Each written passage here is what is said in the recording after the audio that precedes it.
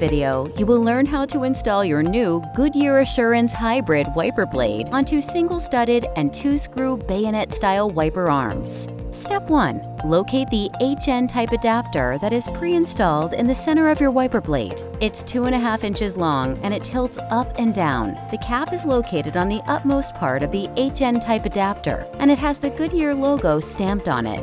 Step 2. For the two-screw bayonet wiper arm, use a small screwdriver to loosen and remove the screw closest to the end of the wiper arm. Those with a single-studded bayonet wiper arm can skip this step.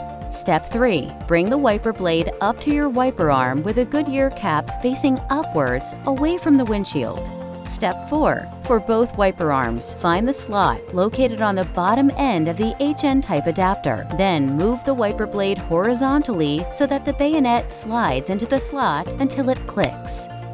Step 5. For the two-screw bayonet, make sure the hole in the wiper arm lines up with a small hole in the center of the adapter. Once aligned, use the small screwdriver to screw the wiper arm and wiper blade together.